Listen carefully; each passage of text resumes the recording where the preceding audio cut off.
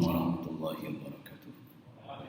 Alhamdulillah wassalatu wassalamu ala Rasulillah Muhammad ibn Abdullah wa ala alihi wa ashabihi wa man wala. Asyhadu an la ilaha illallah wahdahu la syarika lahu wa asyhadu anna Muhammadan abduhu wa rasuluh. Wa qala ta'ala ya ayyuhalladzina amanu taqullaha haqqa tuqatih wa la tamutunna illa wa antum muslimun. Jemaah salat Isya wa qiyamul Ramadan rahimahullah. Malam ini saya ngaji dari beberapa kitab gitu ya. Ikut-ikutan dari para romo yai. Jadi para romo yai itu mengatakan jangan suka menyalah-nyalahkan orang lain. Karena Nabi ini tidak pernah menyalahkan sahabatnya. Ya.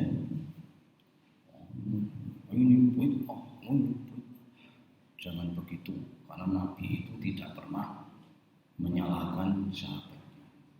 Dalilnya apa? Kita buat dua dalil saja. Yang pertama, yaitu ini diriwayatkan oleh Abu Dawud dan An-Nasa'i, yang diceritakan oleh Abu Sa'id Al-Khudri. Diceritakan bahwasanya kharaja rajulun ila safar. Katanya Abu Sa'id itu ada dua sahabat yang keluar kota maksudnya, ya.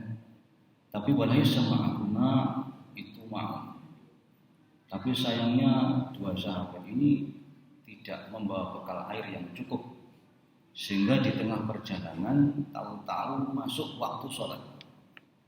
Nah, tetapi di hadis ini tidak diterangkan apakah sholat asar, apakah sholat zuhur, ya. Yang penting pokoknya pas waktu sholat di tengah perjalanan. Akhirnya, tetapi tidak ada air. Akhirnya keduanya keduanya bertayamum. Dan setelah berjalan lagi, ya, tahu-tahu mendapati air yang berikutnya belum masuk waktu sholat berikut, berarti masih dalam waktu sholat itu. Jadi kalau seandainya zuhur itu masih belum waktu masuk asar, gitu ya. Akhirnya sebagian ini berpendapat, wah kita perlu lagi berarti wudhu lagi dan sholat lagi karena kita dapat air. Yang lain mengatakan bala gitu. Bal nuridu alaysa dan kalau saya ya tidak berpendapat begitu. Karena apa? Sudah sholat ya sudah. Akhirnya kemudian yang satu tidak mengulang sholatnya, dan yang satu ini berwudu kemudian mengulang sholatnya. Nah, maka kemudian ketika bertemu dengan Rasulullah SAW, maka ini diceritakan kedua ini. Maka Rasulullah dalam hal itu dikatakan Rasulullah mengatakan begini kepada siapa yang tidak mengulang sholatnya.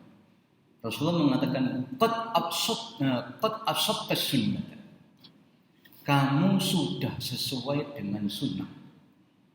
Wa ajza'atka sholatuka, dan sholatmu sudah cukup. Hebat ya? Jadi Rasulullah mengatakan yang tidak mengulang sholatnya oleh Rasulullah langsung dikatakan kamu sudah pas sesuai dengan sunnah, ya. Terus sholatmu sudah cukup. Yang kedua, yang mengulang sholatnya ini karena dia berwudu, tetapi tidak pakai dalil, tapi hanya berpersepsi. Loh, kalau ini berarti kan kita batal. Tetapi tidak pakai dalil. Maka kata Rasulullah, ya, laka ajrun, ya, laka ajrun maratain. Kamu mendapatkan 2 pahala. Wah, enak ini berarti, Pak. Ya. Nah, ternyata dapat pahalanya berapa? Pahalanya kenapa? Ala ibqa'i ala waqti.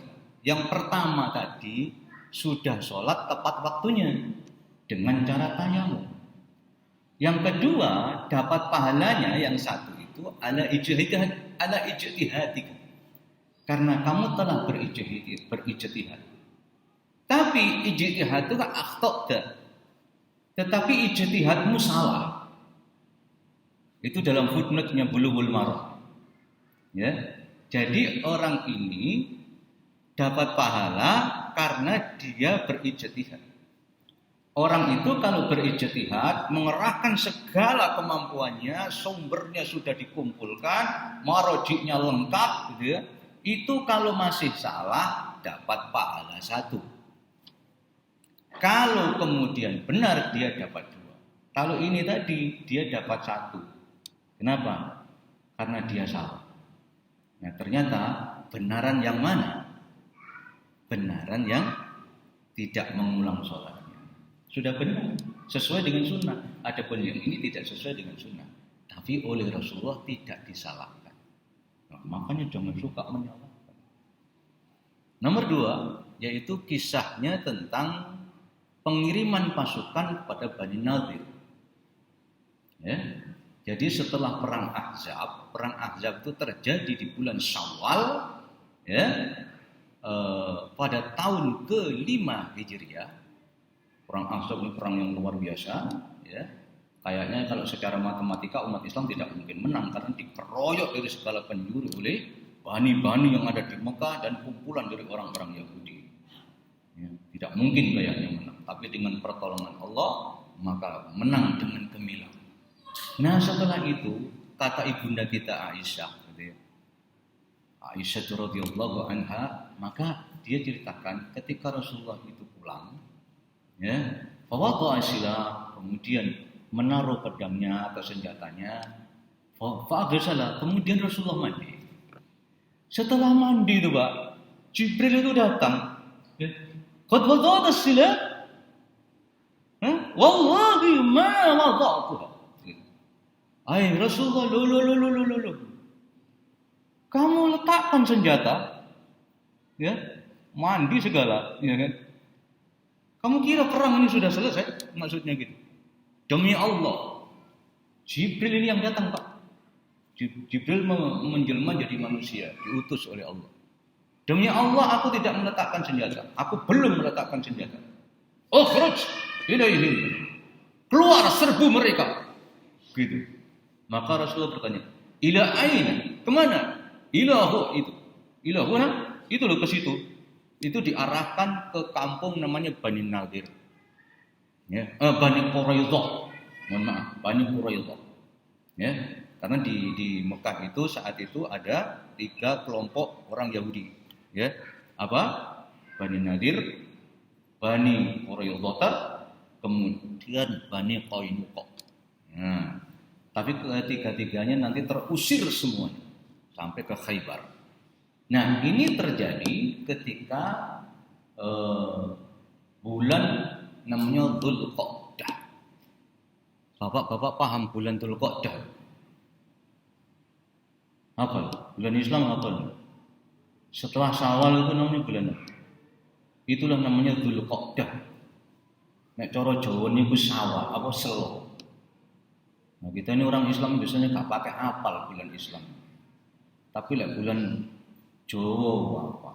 Syawal, Selo, Besar, Suro, Safar, Mulud, Batu Mulud, Mati Lawal, Mati Lakir, Rejab, Ruwah, Poso, Syawal terus apal. Tapi lah Islam itu Syawal, Selo, Dzulqa'dah, mari Dzulqa'dah terus Dzulhijjah, Muharram, Safar. Lah mari Safar Mulud, Pak. Ya. Mulut itu karena di situ ada peristiwa mulut maka dikatakan mulut. Oleh orang Jawa itu begitu. Mestinya adalah Rabiul Awal, Rabiul Tsani, Jumadal Ula, Jumadal Tsani, Rajab, Syaban, Ramadan dan seterusnya. Mudah-mudahan tambahan ilmu sedikit gitu ya. Nah, di bulan Dzulqa'dah ini Rasulullah mengutus ya gerombolan pasukan dari kaum muslimin ini. Rasulullah pesan la yusalliyana ahadul asra illa fi Bani Quraidah. Kalian jangan sampai sholat asar kecuali kok lagi sampai pada Bani Quraidah. Gitu, Pak. Ya beberapa kilo. Di Diperkirakan oleh Rasulullah nanti asar sudah sampai sana. Ojo sholat di tengah jalan. Nah, tahu di tengah perjalanan, bukan di tengah jalan ya, di tengah perjalanan itu sudah masuk waktunya asar. Menurut persepsi sebagian sahabat ini, wah lagi kok sampai ngenteni Qur'an itu wis maghrib. Maka kemudian sebagian itu sholat asar. Tapi sebagian mengatakan la nusalli hatta wasala ilaih. Ya kan? Kami tidak sholat kecuali benar-benar sampai di Bani Quraidah. Karena Rasulullah sudah bersabda, loh maksudnya Rasulullah itu enggak begitu. Sebagian gitu, Pak. Maksudnya itu kita disuruh ceket-ceket biar sampai waktu asar itu sampai Quraidah. Nah, akhirnya ya kan, dua kelompok ini sudah berbeda.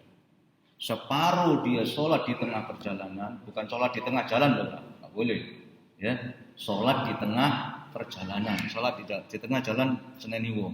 Ya. Nah, yang sebagian sholatnya benar sudah masuk maghrib di Quraidah. Ya, maka dikatakan ini apa? Wala, ketika dilaporkan kepada Rasulullah, maka dikatakan wala yu'anif ahadin min. Maka Rasulullah tidak menyalahkan di antara dua kelompok. Ini dua contoh ya. Berarti Rasulullah tidak menyalahkan dari kejadian. Lah iku tok digawe dalil ya gak adil, Pak. Contoh kecil saja. Ya, Umar bin Khattab itu cerita. Ini baik dalam riwayat Bukhari, ya kan?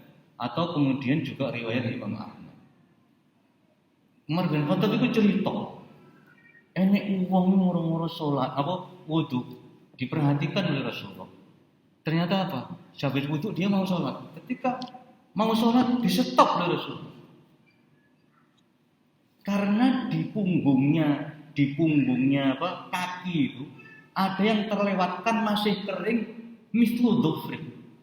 Hanya sebesar kuku gini loh, Pak. Itu belum tercuci. Oleh Rasulullah dikatakan, irji' fa'ahsinil wudu'. Rasulullah dengan tegas mengatakan tidak dikatakan salah kamu, enggak. Cuma Rasulullah mengatakan kembali wudu lagi yang baik. Fa'aksin wudu. Ya, perbagus wudu. Orang ini tidak mendebat. Tidak mengatakan walah ngene ya Rasulullah. Enggak patek penting. Ya. Saya bertanya sekarang, urusan wudu ini penting atau tidak? Penting. Rasulullah mengatakan apa? Miftahul jannah as-salatu wa miftahus salat at-tuhur. Coba kalau enggak penting kan dibiarkan oleh Rasulullah. Umat sebesar kuku aja kok dawen banget. Kok rewel seakan-akan gitu. Ini masalah urgen. Masalah penting karena orang ini kalau seandainya sholat gimana? Buktinya disuruh kembali oleh Rasulullah. Kalau enggak apa-apa kan dibiarkan. Loh, kita harus punya persepsi begitu loh, Pak. Kenapa? Buktinya oleh Rasulullah suruh mengulang wudunya fa'aksin. Perbagus wudumu. Karena ini tidak benar. Cuma Allah Rasulullah tidak mengatakan kamu salah kamu, enggak gitu. Ya, maka kemudian orang ini pun tidak mendebat. Itulah sahabat, Pak. Sahabat itu kalau disuruh Rasulullah itu enggak ada yang berengkel. Contohnya ada kejadian kan, Pak. Ada seorang sahabat itu, dia itu tahu-tahu pakai cincin, cincinnya emas. Oleh Rasulullah itu dipegang tangannya. Ya, cincinnya dilepas dibuang. Begitu dibuang ditinggal oleh Rasulullah. Sahabat yang lain tahu, mengatakan apa? Jukuan. Sahabat yang lain jukuan. Kena digaya apa? Yang tidak boleh itu kamu pakai. Memang orang laki enggak boleh pakai emas.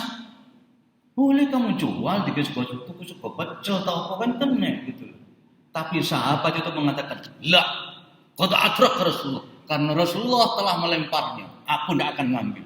Kok yang ngono Pak sahabat itu? Ya. Akhirnya dalam kisah ini bahwa wudu itu penting. Makanya disuruh mengulang. Tapi yang disuruh sami'na wa ata'na, enggak seperti kita.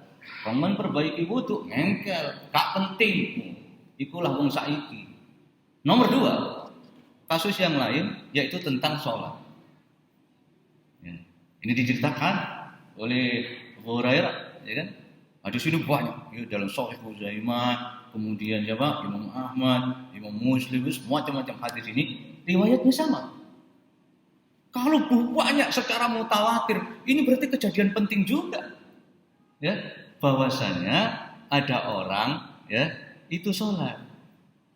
Begitu habis sholat, dia datang kepada Rasulullah SAW, maka farada alaihi, bahkan dikatakan wa alaikassalam. Jadi orang ini assalamualaikum ya Rasulullah. Rasul menjawab alaikassalam. Ya kan? Tapi Rasul mengatakan apa? Fasalli fa innaka lam tusalli. Sholat lagi kamu karena belum sholat. Sudah sholat. Tapi dikatakan faqaffa as-salat. Orang ini terlalu meringankan sholatnya. Dalam arti cepat-cepat. Akhirnya orang ini sholat lagi. Datang lagi kepada Rasulullah. Rasulullah dengan berkata masih tetap sama. Fasalli wa innaka lam tusalli. Sholat lagi, kamu belum sholat. Sampai 3 marrat, 3 kali. Begitu sudah 3 kali, maka orang ini, wallahi waladzi ba'asaka bil haqq. Demi yang telah mengutus engkau dengan benar ya Rasulullah. Ma ahsana ghaira hadza fa'allimni. Ya Rasulullah, aku sudah tidak bisa yang lebih baik lagi ya Rasulullah. Ajari aku. Nah, ya, maksud Rasulullah itu kenapa disuruh mengulang 3 kali itu? Barangkali orang ini iso sakjane. Cuman mungkin terlalu ngenteng. Nih, koyo apa kesusu sehingga sholatnya ceket-ceket. Segera gitu loh. Kesusu-susu. Maka kemudian Rasulullah sampai suruh mengulang 3 kali. Ini penting atau tidak? Penting loh Pak, sholat itu. Nah, terus kemudian baru Rasulullah itu mengatakan, idza kumta ila sholati fakabbir. Kalau kamu itu sholat, takbirlah. Tsumma qra' ma tayassara minal Qur'an. Bacalah Al-Qur'an yang paling mudah bagi kamu. Artinya apa? Yang paling kau hafal. Jadi orang sholat itu tidak boleh baca Quran itu setengah hafal, apalagi jadi imam, tidak boleh. Misalnya apa? Aku itu rada hafal surat Waqiah, jajal tak imamannya, nggak boleh itu Pak. Ya, nanti makmumnya bingung, sholat seleh aja. Ya, itu contohnya. Nah, setelah itu Rasulullah mengatakan, setelah kemudian farka hatta tatma'inna raki'an. Nek kamu rukuk sampai benar-benar diam rukukmu itu. Tsumma i'tadala, kemudian tsumarfa, kemudian kamu bangkit lagi. Nah, ketika berdiri itu Rasulullah mengatakan apa? Hatta i'tidala qiyaman, sampai kamu itu kalau berdiri itu benar-benar jejak berdiri gini loh Pak. Kata Rasulullah itu begitu. Enggak boleh ketika i'tidal itu sik ngene tok terus rukuk mana itu enggak boleh. Kayak kamu koyo aku duwe kanca lho, Pak. Iki mau balik lho, Pak. Qori, imam, penceramah ini. Kalau rukuk itu gini. Allahu Akbar, i'tidalnya pakai isyarat. Allahu Akbar sami Allah. Langsung. Tak mati. Lah iki lek penceramah koyo ngene terus mau mati koyo opo? Maka dikatakan yang kurus sholatahu kama yang kurlu budam. Orang ini nek sholat koyok gagak nyucuk darah. Paham ya Pak? Bahasa Rasulullah kan sudah sangat jelas. Ya, kalau seandainya orang itu mati sholatnya seperti itu, kata Rasulullah matinya tidak di atas milahnya Rasulullah. Mun saiki sembrono wong sholat. Contohnya sholat taraweh 7 menit 23 rakaat. Dolanan wong. Nah, maka kemudian Rasulullah itu jelaskan gue, ini apa? Penting enggak? Oleh Rasulullah dibenarkan atau silakan orang yang sholat cepat tadi? Memang Rasulullah tidak mengatakan salah kamu, enggak. Cuman dikatakan ulangi. Ya. Nah, ini maksud saya apa? Ya Rasulullah itu proporsional gitu loh Pak. Kalau memang sahabatnya salah, ya disalahkan. Karena ini urusan syariat, Pak. Ya, bukan Rasulullah tidak pernah menyalahkan. Ya, kalau memang benar ya dibenarkan, ngapain? Contohnya tadi orang yang ada sholat di tengah perjalanan, ada yang terus karena mengikuti sunnah Rasulullah, karena mengikuti sabda Rasul. Ya sudah, sing sitok mengulang sholat, nah tidak, ternyata benar semua, gitu loh. Ya, jadi kita itu jangan kemudian berkata Rasulullah nggak pernah menyalahkan. Lah iku mah disalahno kok. Nanti ada peristiwa yang paling besar, ya, sampai ihmar wajah Rasulullah. Sampai Rasulullah itu wajahnya, muka Rasulullah itu sampai merah padam karena marah. Marah itu membenarkan atau menyalahkan? Sampai berkata apa? Laisa minna, bukan dari golonganku. Itu man raghiba an sunnati falaisa minni. Siapa yang tidak suka dengan sunnahku bukan dari golonganku. Itu kan berkaitan dengan orang siapa itu? Orang yang berjanji, yang mengatakan, ya Rasulullah itu sholatnya kok enak-enak menai. Nah kita kan bukan Rasul, alasannya gitu ya Pak. Itu kan Rasulullah. Bahkan ghufira lahu ma qaddama min dzambihi wa ma ta'akhkhar. Rasulullah kan sudah dijamin diampuni dosanya. Adapun kita ini nah, itu berada di mananya Rasul? Akhirnya apa? Mereka ada yang bersemborannya tidak akan nikah. Kalau sholat semalam suntuk. Yang satu pokoknya hampir siang harus puasa. Namanya saumud dahr. Rasulullah tidak membenarkan satu orang pun dari tiga ini. Kenapa? Rasulullah kalau sholat malam, wa ana usolli aku walaupun sholat malam juga tidur. Gak ada ceritanya sholat malam medur. Semalam suntuk kan delok wayang kulit ae. Terus kemudian apa lagi? Ada yang semboyan bahwa dia kalau siang mesti puasa. Ana usolli wa utir. Aku kadang-kadang puasa, kadang-kadang tidak. Enggak boleh puasa terus. Ya. Yang ketiga ya, orang yang semboyan akan madak, tidak akan menikah. Rasulullah mengatakan apa? Aku ini awak tazawwajun nisa. Aku ini menikahi wanita. Terakhir kemudian Rasulullah mengatakan apa? Aku ini orang yang lebih takwa di antara kalian daripada kalian. Benar toh, Pak? Kalau Rasulullah mengatakan begitu kan benar toh? Aku adalah orang atqakum lahu aksya lillah. Aku orang yang paling bertakwa dan paling takut kepada Allah di antara kalian. Karena yang berkata begitu Nabi. Tapi kalau saya berkata sekarang, Pak, saya di sini tuh paling alim daripada jenengan. Teman botonya tuh. Ya. Tapi ini Rasulullah. Kenapa begitu? Karena Rasulullah marah saat itu. Sampai diakhiri mengatakan apa? Laisa faman raghiba an sunnati. Siapa yang benci kepada sunnahku bukan dari golonganku. Gitu loh, Pak. Ya, berarti disalahkan atau dibenarkan ini? Siapa yang begitu tadi? Disalahkan kan? Jadi proporsional juga. Nanti ada kasus lagi, Pak. Yang disalahkan itu kasusnya masih banyak. Kalau salah ya disalahkan. Kalau benar ya dibenarkan. Kenapa? Ini urusan syariat. Tidak mungkin sesuatu yang salah dalam urusan syariat oleh Rasulullah akan dibiarkan. Urusan wudhu saja begitu kok. Urusan sholat saja begitulah. Makanya kemudian kalau kita diingatkan orang, terima kasih. Saya dulu ketika di pondok itu diingatkan teman saya di Jakarta. Kenapa? Saya itu kalau habis wudhu, doa wudhu itu tidak segera saya doakan sehabis wudhu itu, Pak. Saya kalau akan sholat itu baru wudhu. Asyhadu alla ilaha illallah. Min, itu bid'ah itu, Min. Digitukan saya. Karena Rasulullah itu kalau wudhu, doanya setelah wudhu, bukan mau sholat. Iya. Ya, enggak ngono terus sampai saiki lho salah. Ya, mari ayo kita jembar dada lah. Ya, kalau memang salah diingatkan orang tidak sesuai dengan sunnah, kita bahagia sekali. Ya, karena kita diselamatkan. Ya, mudah-mudahan di Ramadan ini banyak ilmu yang mengalir ke dada kita. Kita terima dengan lapang dada. Semoga kita termasuk orang-orang yang bertakwa kepada Allah. Assalamualaikum warahmatullahi wabarakatuh.